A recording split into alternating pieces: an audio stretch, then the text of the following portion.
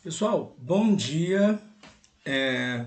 Estou iniciando essa videoaula para vocês, para poder vocês terem um tipo de ideia do que fazer no dia de hoje, já que eu não estou presente. Bom, vocês no nono ano vão resolver a questão das inequações que a gente estudaria hoje.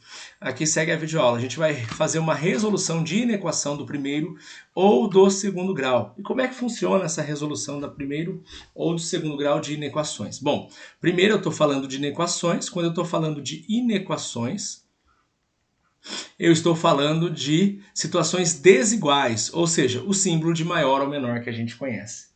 Então eu tenho primeiro esse exemplo, que é o exemplo que está no livro, na página 164.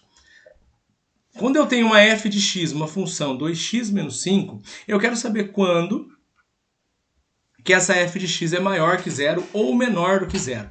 Então nós temos que resolver a inequação. E como é que nós resolvemos essa inequação? Através dessa situação aqui que eu estou indicando em vermelho. 2x menos 5 é maior do que zero. Quando que ela é maior do que zero?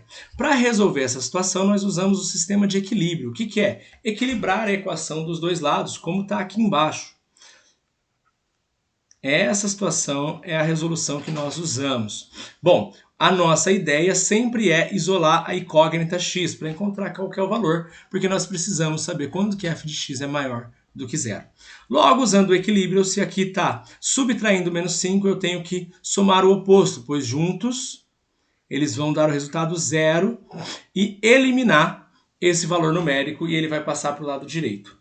Assim nós temos 2x maior do que 5 meios. Por quê? Porque eu dividi os dois lados pelo número 2, usando o sistema do equilíbrio. Atenção, aqui eu usei o oposto da subtração, que foi a adição. Na linha de baixo, eu usei o oposto da multiplicação, o número que está multiplicando 2, dividi por 2 ambos os lados. Assim, nós isolamos a incógnita x. Vou colocar essa resolução agora, isolando a incógnita x, que x é maior do que 5 meios. O que nós temos? 5 meios é equivalente a 2,5, quando eu faço as divisões aqui. Então eu tenho, quando eu resolvo a inequação do primeiro grau, eu tenho que f de x é igual a zero para x igual a 2,5, é o ponto que vai cortar o eixo. Está aqui a simbologia aqui, apenas uma demonstração simples. E quando a f de x, quando o x for maior do que 2,5, ela vai ser positiva. Por quê? Porque o meu a é maior do que zero, certo? Então ela é crescente, ela vai para esse sentido, ela é crescente. Logo, para f de x menor do que zero, quando o x for menor do que 2,5. Então 2,5, o x é igual a zero. Menor do que 2,5, x é menor do que zero. E maior do que 2,5, x é maior do que zero. Essa é a resolução da inequação do primeiro grau. Bom, aí a gente parte para a resolução da inequação do segundo grau. Bom, aqui eu tenho também a resolução do livro, que vocês podem acompanhar e ver esse vídeo. Se f de x é igual a x menos 3x ao quadrado menos 3x mais 2, eu tenho que primeiramente, olha aqui, temos que resolver o Bhaskara. Primeiro resolve o Bhaskara. Então tá aqui, ó, delta é igual a menos 3 ao quadrado, menos 4 vezes 1 vezes 2, delta é igual a 9 menos 8, delta equivale ao número 1. Isso implica que o delta é maior do que zero. Então nós temos um discriminante maior do que zero, então significa que eu vou ter x1 diferente de x2. Aqui a resolução do Bhaskara, lembrando da atenção ao sinal, que é menos b mais ou menos a raiz de delta dividido por 2 vezes o a. Isso implica que vai ficar 3 mais ou menos 1 dividido por 2. Logo, x1 é igual a 2 e x2 é igual a 1.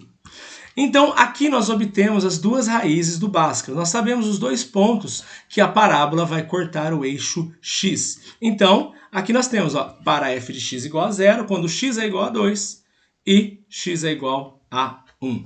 O que isso quer dizer na nossa situação agora?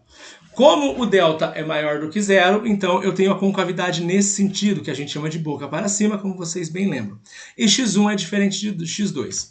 Isso implica, tá aqui o esboço do gráfico. Esboço significa que eu vou ter para x, olha só, para x menor do que o 1, eu tenho valores positivos. Para x maior do que 2, eu também tenho valores positivos.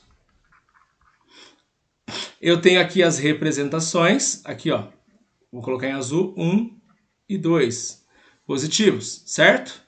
Então o que acontece? Entre 1 e 2, então quando x, no caso, é menor do que 1 e menor do que 2, eu tenho... Opa, coloquei x maior e x maior. Deixa eu colocar aqui, deixa eu inverter.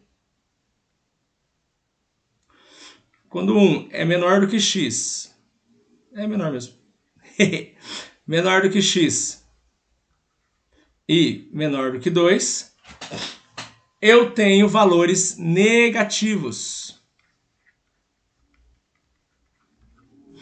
Tá aqui os valores negativos dessa representação.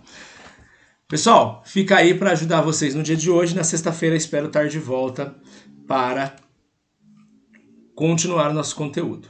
Fiquem com Deus, até mais.